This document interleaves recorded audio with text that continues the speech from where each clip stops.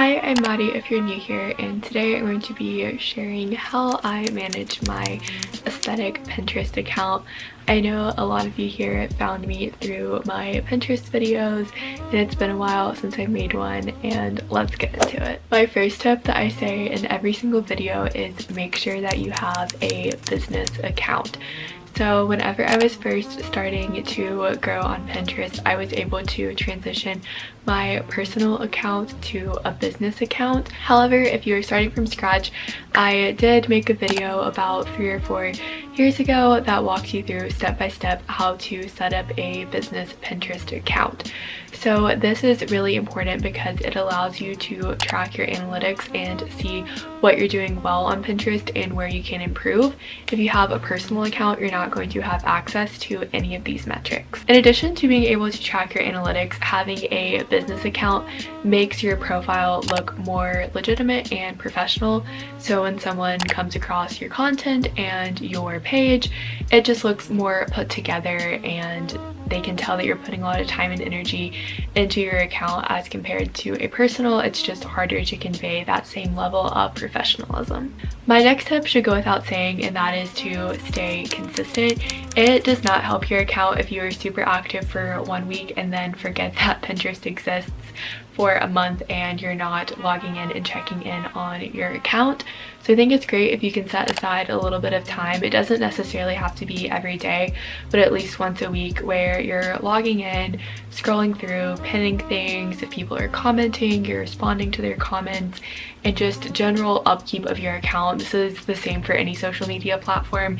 You want to be as consistent as possible and not just let it go for months at a time. Obviously, the more pins that you're pinning on your account, the more traffic that you're going to be driving to your page. If you only have a few hundred pins on your account, that's only a few hundred ways for people to find your account, whereas if you have tens of thousands of pins, it's just a lot more opportunity to generate traffic. My next tip is to create your own pins because that generates organic traffic. While pinning other people's stuff is great and is still going to draw people into your account, organic pins just do a much better job of this. So what I mean by organic is if you have created a really beautiful bullet journal setup and you take a picture of it and you pin it on your account, that is going to do a lot more for you than if you find someone else's really nice bullet journal setup on Pinterest and pin that. Editing Maddie here, I don't think I did a really good job explaining this, but to summarize, when you make an organic pin and someone pins your original content, any traffic associated with that pin is also being driven back to your account. So organic pins are going to increase your traffic a lot more than when you pin someone else's content. This means that people who are following your account are following you for your content and what you're making instead of what other people are, and you don't have to rely on other people to make content before you can find nice stuff to pin or to help grow your account. You're just relying on your own content to grow your account and drive that traffic in. I know that since I'm already making content for my personal YouTube and I run the Instagram account for several organizations that I'm involved with at UVA, that the idea of having to create more original content to keep up with my Pinterest account is really overwhelming. So I often find myself repurposing content that I'm already making. So if I have a really aesthetic picture that I'm already going to post on my Instagram story, then I will post it on my Pinterest as well. If there's something cool that I'm doing for a YouTube video, then I might snap a few pictures or video clips and post that on my Pinterest as well. And there is still some content that I organically make for my Pinterest, but it is nice to be able to repurpose some stuff that I'm already doing since I do already make a lot of content. My next tip is something that again goes along with pretty much any social media platform, and that is to find your niches and stick with it. So here on YouTube, my #1 niche is definitely college, but secondary to that, I guess, is Pinterest, because my Pinterest content always does really well on here, so thank you guys for that. But on Pinterest, you need to find, I would say, like 3-ish niches that fit the content that you're interested in and stick with those. On Pinterest, my #1 niche is what I would describe as aesthetics, And I know that is really broad, but if you think like VSCO girl or basic girl content, that is my #1 thing. So I'm pinning all kinds of outfit ideas, aesthetic beach pictures, aesthetic car setups, just anything that falls into that category. My second niche would probably be bullet journaling, and that's what a lot of my organic pins are pictures and videos of my bullet journal setups. Again, I would recommend around 3 niches, give or take, so that way you're able to give yourself several different categories to be posting pins in. I will say don't restrict yourself to just those niches. If there is some content that you are really wanting to make and it doesn't really fall into one of your 3 niches and you can't really frame it in a way where it does, still definitely go ahead and do that, because this is all about having fun and enjoying it, and you don't want to feel like boxed into things.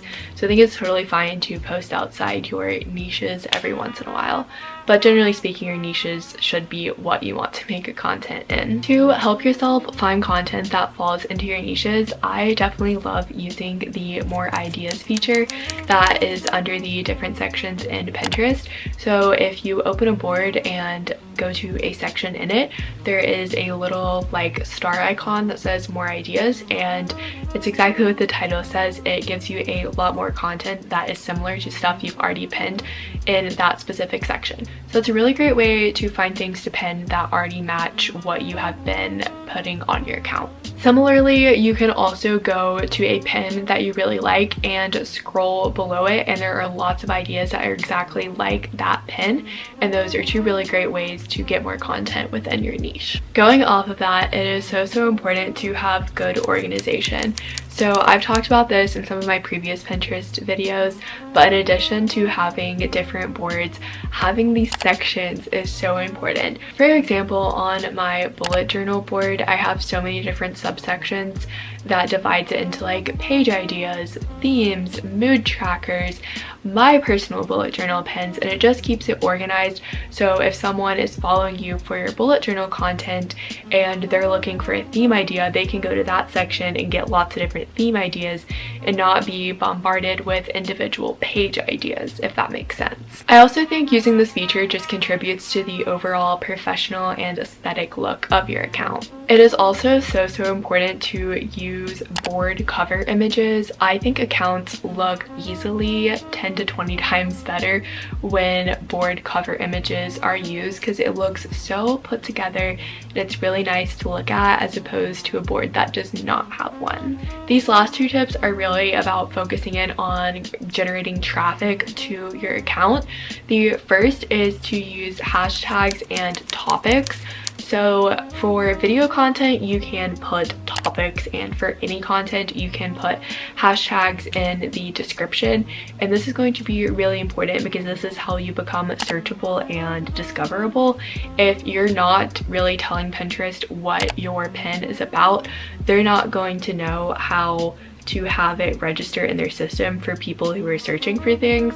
So for example, on a bullet journal pin, like I'm going to be putting all the different journaling topics that Pinterest already has built in, but then for hashtags, I'm going to be doing like hashtag bullet journal, hashtag bojo, hashtag whatever the theme is. So like May theme, April theme, just whatever information you can give Pinterest to help it pop up in related search terms. As with most social media platforms, I have noticed that Pinterest is pushing their video content a lot more than photo content. So if there's a way for you to turn your pin into a video format, I think it is going to perform better on your account, just because Pinterest is going to be pushing it a lot more as a platform.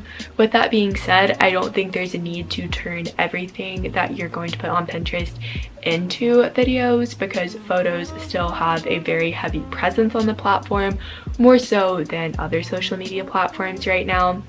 but it is just a general trend that's happening across social media. So one way that you can do this is by making one of their idea boards, which can put photos into like a sequence that then shows up on the platform as video content and will get pushed more. But really it's just however you best see your content being presented. That is going to be all for today's video. I hope that you found this helpful. If you did, be sure to give it a thumbs up and subscribe down below. It would really mean a lot, and thank you all for supporting my channel. I will see you in my next one. Bye! I said it before and I'll say it again. Life moves pretty fast. It's not about personality matrixels and charts. It's all about the bumps in your heart.